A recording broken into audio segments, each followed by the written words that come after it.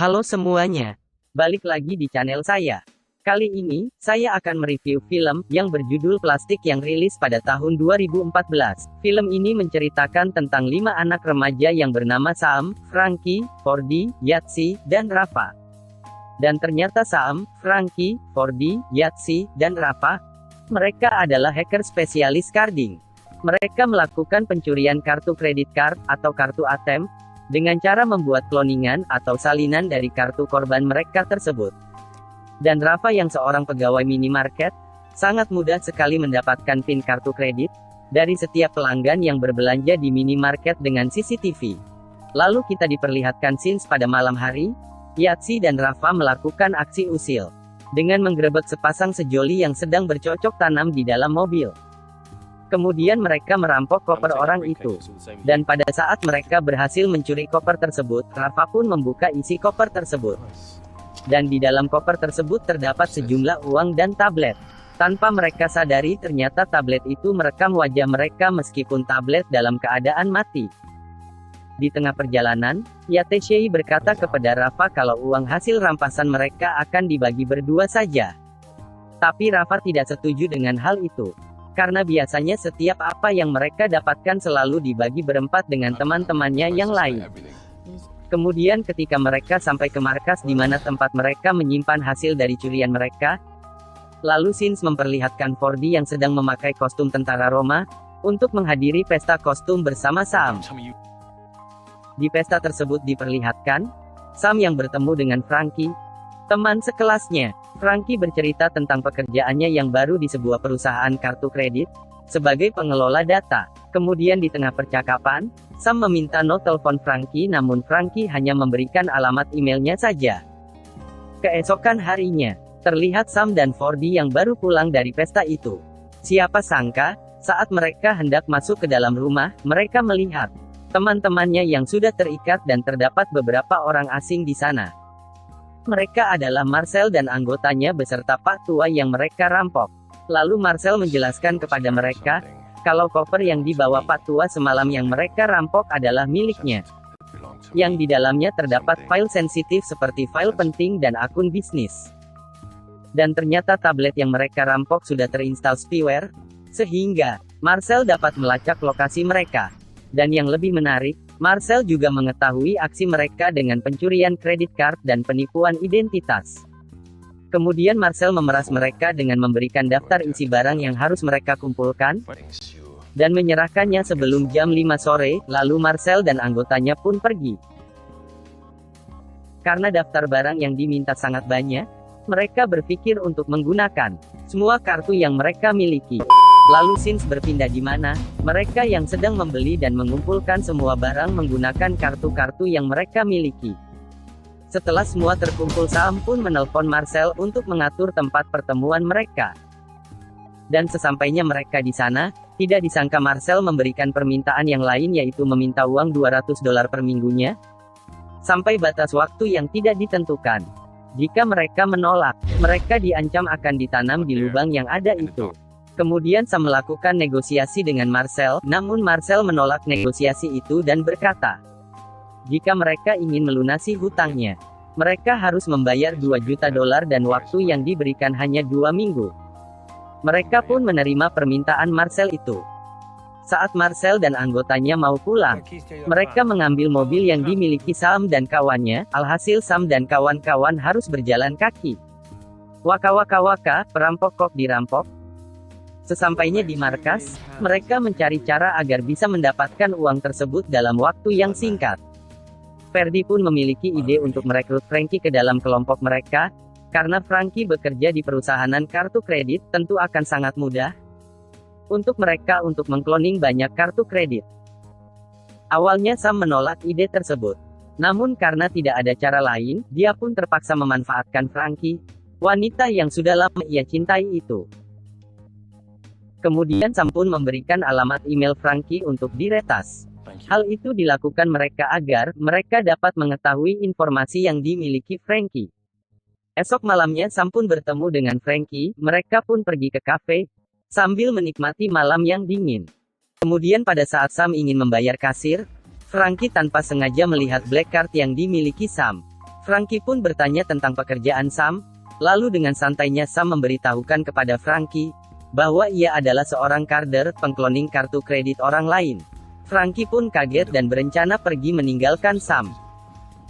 Karena Sam pun tahu, kalau orang tua Frankie sedang sakit dan membutuhkan biaya besar untuk pengobatan, Sam pun mengarang cerita, untuk membuat Frankie, yang awalnya benci, jadi simpati kepada Sam, dan Frankie pun bergabung ke kelompoknya.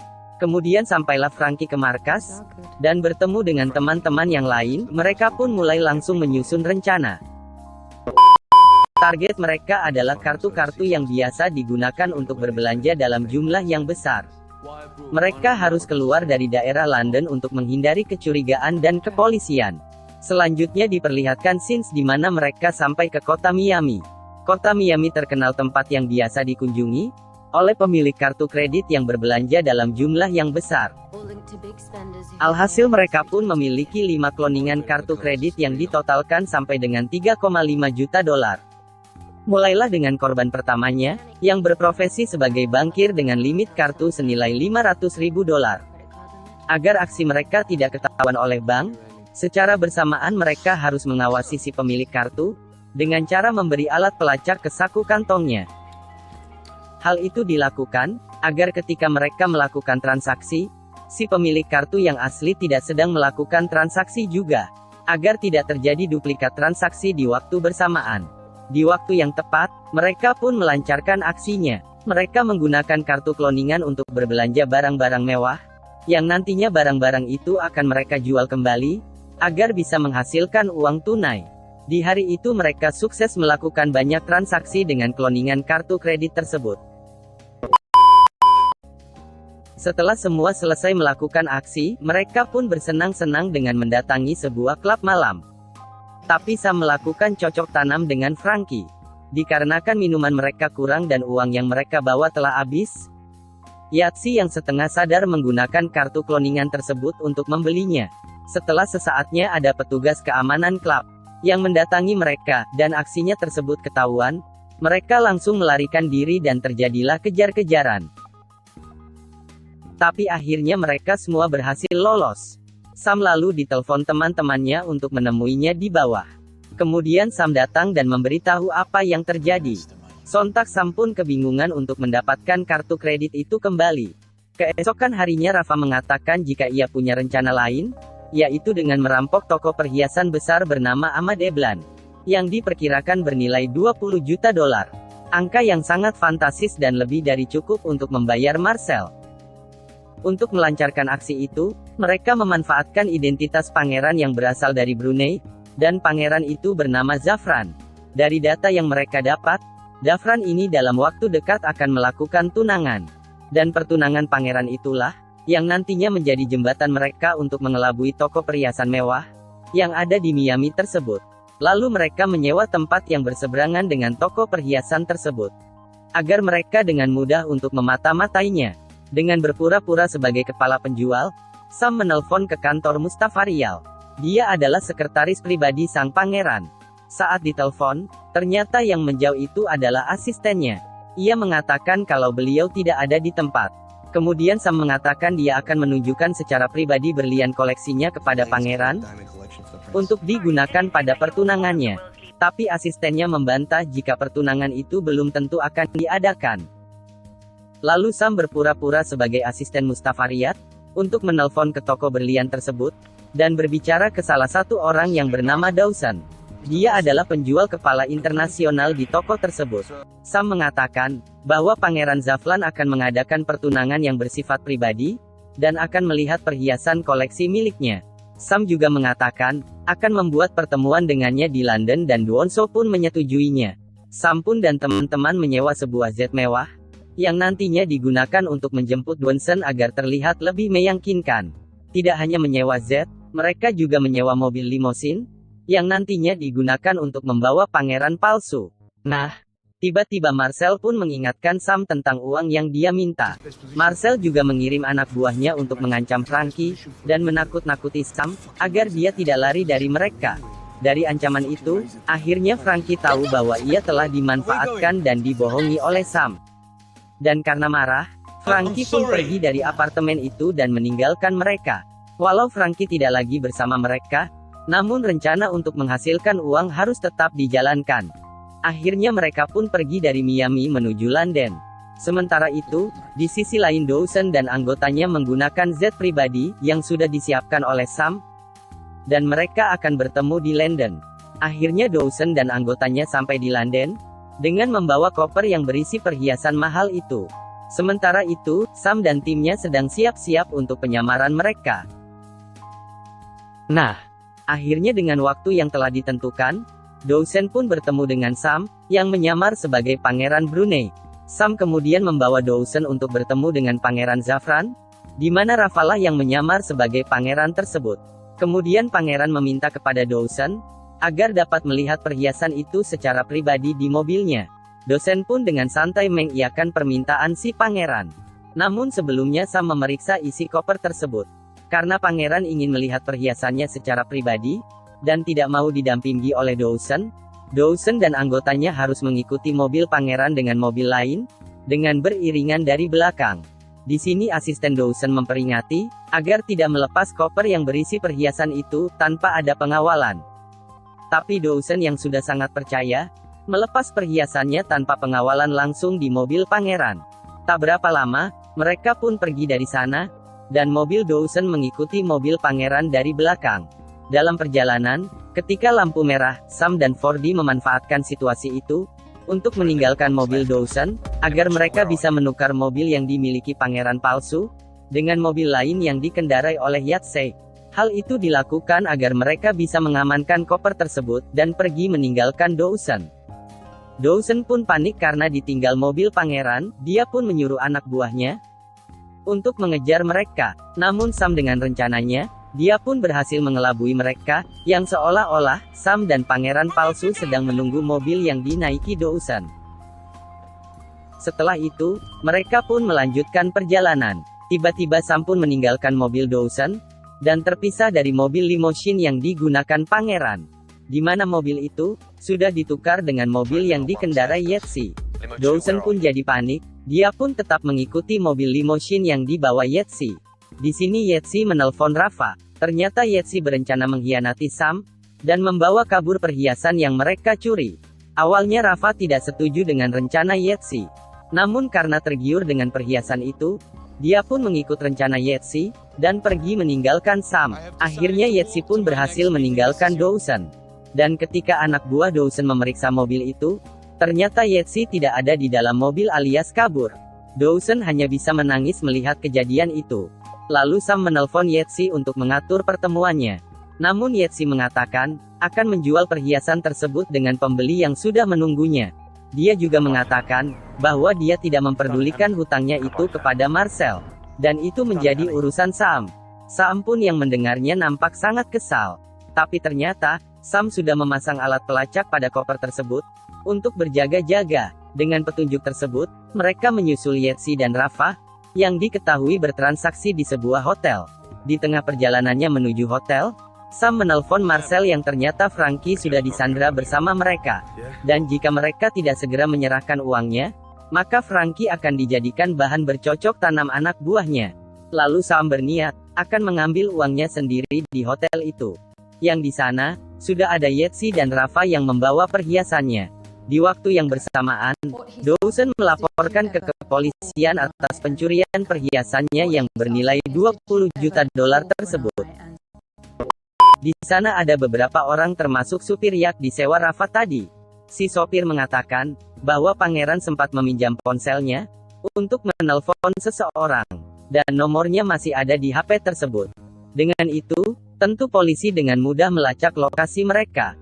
Kemudian saat Yatsey dan Rafa sedang ada di dalam kamar hotel, pembeli serta anak buahnya datang ke kamar itu. Saat itu juga Marcel telah sampai di hotel itu.